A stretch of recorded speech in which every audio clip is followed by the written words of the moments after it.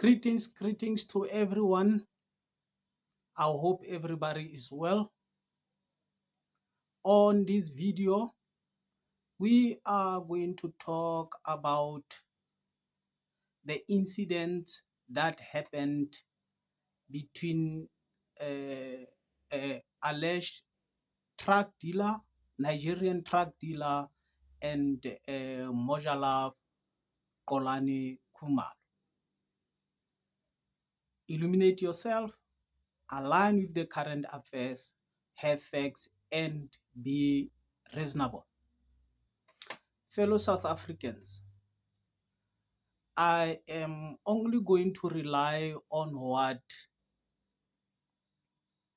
the South African police, the JMPD, and the TRU have reported, and also the Mojala. And please try to listen until the end for you to be able to understand how do all the facts corroborate and work together. To start with, I am going to say to going to look holistically or stereotypically on the matter of Xolani Khumalo alone, it will be very much unfortunate. Fellow South Africans, one of the first thing is that unfortunately it turned out that when people have shown frustration and being tired of the situation or conditions that are happening, they tend to not worry whether illegal ways or constitutional methods were used to deal with a particular problem. What I would like to say is I'm going to give the three different scenarios or four, let me say, under which the circumstances that being tired of South Africans on the situation of the country being a constitutional democracy, they end up leaving the criminal syndicates or criminality being used by other people to settle their uh, uh, their personal scores in the criminal environment. And unfortunately, the security companies have turned out to be that element that's taking the place. And I will show you how that is happening. And in a defiance of using a constitutional ways, maybe in regard to saying, no, we are tired of injustices happening, the police are not doing their job, etc., etc. I can say, I wonder if people have realized that there are 16 people that are sentenced in Eastern Cape for mob justice. Kangaroo courts. We, the nation community, just deciding that mbulaleni, somebody else, some other people must take other people's life. It end up with about 16 people sentenced to prison for not handing over a person to be arrested, instead deciding to take somebody else's life. And I don't know if there's anything that will help those people to change their lives in regard to the community. We also heard at Nkabinde inquiry about the Katomano police unit in KZN led by General Boysen, whereby Advocate Nuku has come up and say the incidences of some of the people that lost lives in KZN were used to settle scores by some, because some of the people that even lost life that the Kotamano unit has claimed to have been against the police or fighting back happen to have been innocent people that were not even attacking a police. Not to say they were not guilty, but to say they were not acting in any way that that were showing them retaliating against the police, and some were even hidden inside a dustbin. How can a person inside a dustbin be able to fight back? What I'm saying, I'm trying to show a trend whereby people have just decided to celebrate, where when you use the word like it's a criminal, it's a foreigner, it's a drug dealer, and then people say no, you, if you have taken his life, as long as you have say he's a criminal, that's that. Even though you don't have a proof, as a result, that is allowing people to make other people even buying the criminal police to take lives, even paying criminal security people taking lives of other people, only to find that it's for their own personal gain.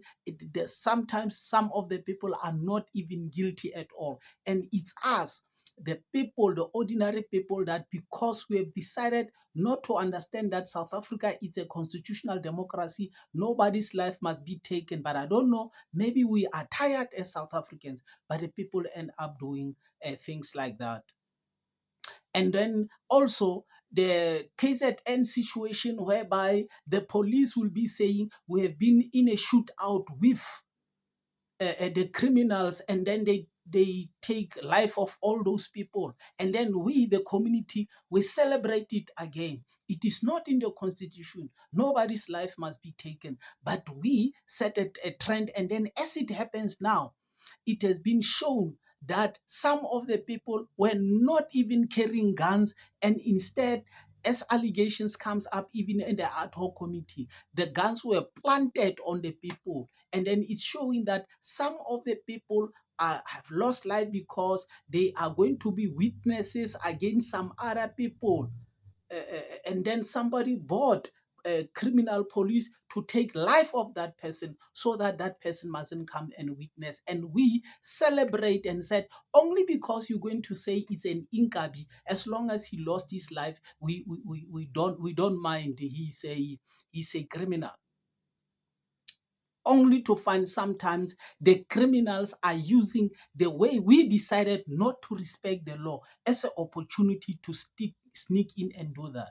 And then in the case at Madlango Commission involving a man called Witness D, Witness D has come up and showed us that with the person that we now know is a certain Mr. Mbenze, whom he, the witness D, allegedly was instructed to go and throw his body after being tortured by security people, by security company people. Security company people. I have to say that. The security company, with the absence of the police, they have tortured the person allegedly, and then he was thrown next to the river. Only after the torturing, the security company people called Julius Mukwanezi as the first policeman, so that at least they should be seen to have been together with the police. And then now, in the same instance with this Kolani Kumalo, the Moja Life has distanced itself and said, we didn't send them there. And then actually, we didn't even know that they were going to Windsor.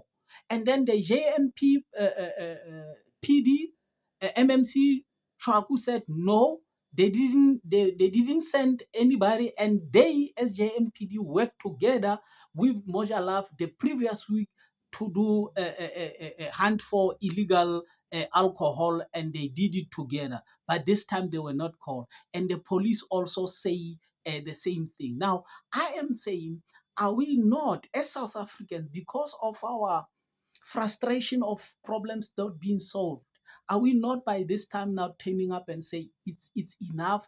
Any taking of a law into the hands, it's okay, even though sometimes it's going to turn up to see that some of the people are going to use even the security companies and then pay something out for them to get rid of their opponents or of their enemy, and then you only must just come up and say he's a criminal, he's an inkabi, he's a foreigner, he's a drug dealer. As long as you can use that terminology, we as South African, we are going to say he's correct, he lost life.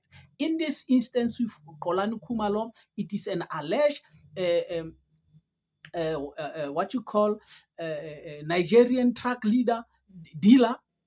But in the instance of witness D, it's a South African, exactly the same thing. The police were not first called allegedly as the information that we call. Now, are we not going to see that exactly the same kind of incidents have happened where the security companies come against South Africans this time? Not even a Nigerian, use the same thing, torture people, and then when people lose life, only then after that they call the police. Are we not setting a trend whereby we are promoting a situation that lawlessness is going to take a stake, and then ordinary people or honest people are losing their lives only to see the use of the word criminality, a foreigner or a drug dealer is used, and then to find that we are leaving ordinary people that have not even done anything wrong into the hands of organized criminals.